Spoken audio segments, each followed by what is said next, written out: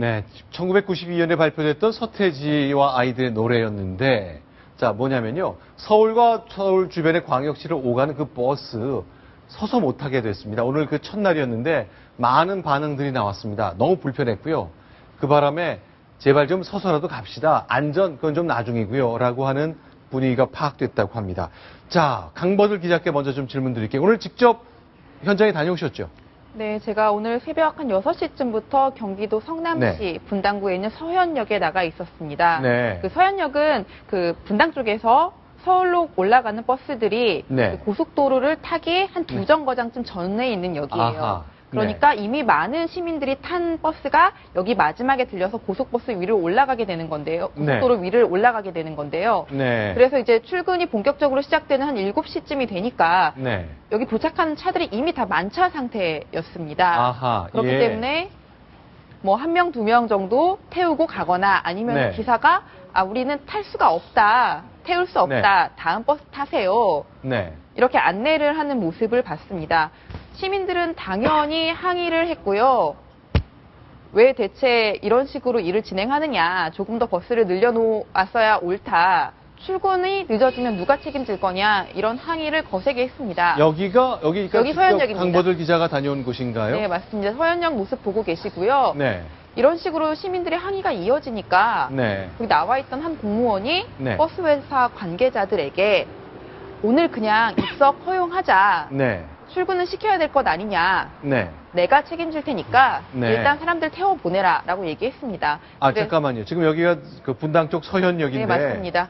자, 7월 16일부터 전원 입석 없이 좌석만 허용하는 제도가 시행되는데 너무 불편함이 많고 기다리는 분들이 많으니까 담당 공무원이 내가 책임지겠다. 일단 좀 타셔야 되겠다. 이렇게 판단했다는 겁니까? 예, 그렇게 이제 책임지겠다는 발언은 참 좋았는데요. 네. 어쨌든 오늘부터 한 달 네. 동안 이제 전면 좌석제로 모니터링을 하면서 시행해보겠다고 얘기를 했었는데 네. 어느 정류장에서는 입석을 허용하고 이렇게 네. 어느 곳에서는 허용하지 않고 이러면서 시민들이 더 혼란스러워하거나 더 짜증을 내는 모습도 볼 수 있었습니다. 자, 그러니까요. 자, 이제 경기도에서 많은 분들이 서울로 출퇴근하면서 저 광역버스를 이용하게 되는데 경기도지사 역시 오늘 첫날 걱정이 좀 많았을 것 같은데 남경필 지사가 직접 버스를 타면서 한번 시민들과 대화를 나눴죠. 네, 그렇습니다. 네. 바로 이제 남경필 경기도지사도 네. 경기도에서 서울로 출퇴근하는 시민들, 네. 예, 대체 그 불편한 사항이 뭔지 몸소 네. 실천에 나섰습니다. 네.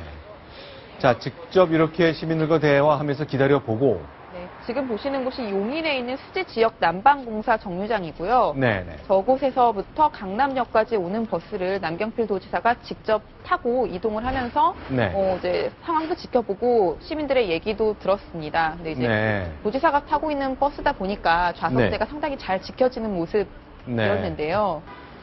그렇겠죠. 그렇겠죠. 그런데 이렇게 입석을 하지 말자 그랬던 거는 결국 위험 때문이잖아요. 세월호 사건 이전까지만 해도 다 서서 왔잖아요. 네. 네. 콩나물시로 만원 버스로 다 선 가운데 고속으로 달리는 그 자동차 도로를 달려왔거든요.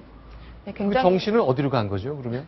굉장히 위험하게 사실 일부 시민들도 말씀을 하시더라고요. 네. 사실 진짜처럼 운행이 됐었다. 그게 위험한 게 맞으니까 네. 세월호 참사 이후에 안전을 고려할 때 좌석제를 네. 시행하는 건 옳다. 그걸 반대하는 건 아닌데 그렇지만 네. 준비가 조금 부족한 것 같다. 네. 진짜 더 해야 되고 앞으로 이제 대학생들이 개학하는 거 생각해서 네. 훨씬 버스를 늘려야 한다라는 네. 주장을 했습니다. 자, 지금 방금 들어온 속보입니다. 방금 전에 저희가 말씀드렸던 것이 이제 국회에서 여야 간의 공동 대표들이 만나서 세월호 특별법 담판을 했는데 결국 이견을 보였고 아까 말씀드렸던 그 수사권 줄지 말지 문제 때문에 담판이 실패했다는 소식 들어왔습니다. 자, 이러면 어떻습니까? 본회의 또 당분간 열어서 법 처리하는 것 좀 늦어지겠네요. 그렇습니다. 내일이 바로 이번 임시국회 마지막 날인데요. 네. 내일 본회의에서 처리된다는 보장도 없습니다. 그리고 네. 무엇보다도 이 원내 사령탑인 원내대표가 총괄 지휘하는 이 법안 문제를